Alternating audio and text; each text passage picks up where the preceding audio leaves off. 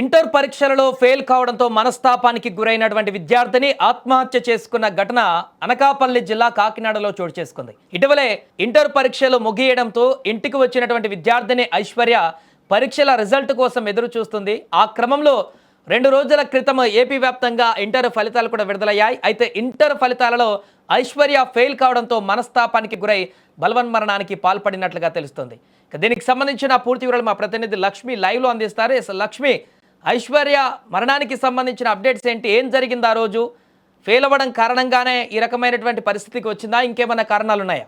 సాయి అనకాపల్లి జిల్లా రాంబిలి మండలం వాడ నరసాపురం గ్రామానికి చెందిన వాసుపల్లి ఐశ్వర్య 16 సంవత్సరాల అమ్మాయి రీసెంట్ గానే ఫస్ట్ ఇంటర్ రిజల్ట్స్ లో తను ఫెయిల్ కావడంతో తీవ్ర మనస్తాపానికి గురై బలవంతంగా ప్రాణాలు తీసుకున్న ఘటన ఆ గ్రామంలో తీవ్ర విషాదాన్ని నింపింది.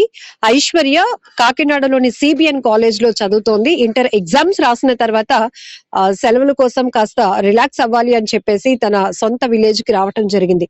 అయితే 2 రోజుల క్రితం 15వ తేదీన వచ్చినటువంటి ఇంటర్ రిజల్ట్స్ లో భాగంగా వాళ్ళ సిస్టర్ రాణి ఎవరైతే తనకు ఫోన్ చేసి చెల్లి, నువ్వు 2 సబ్జెక్టులు ఫెయిల్ అయ్యావు, కానీ నువ్వు అధైర్యపడద్దు, ఏం భయపడకు, టెన్షన్ పడకు, సప్లిమెంటరీ మళ్ళీ అటెంప్ట్ చేయొద్దు గానీ మళ్ళీ పాస్ అవుతావు అని చెప్పి తనకు ఆ రిజల్ట్స్ కోసం చెబుతూ ఇమీడియట్ గా ధైర్యం చెప్పినప్పటికీ కూడా అక్కతో తను ఫోన్ కాల్ మాట్లాడుతూనే ఆ ఫోన్ ని అర్ధాంతరంగా కట్ చేసేసి తను ఇంట్లోనికి వెళ్లి బలవంతంగా ప్రాణాలు తీసుకున్నటువంటి దుర్ఘటన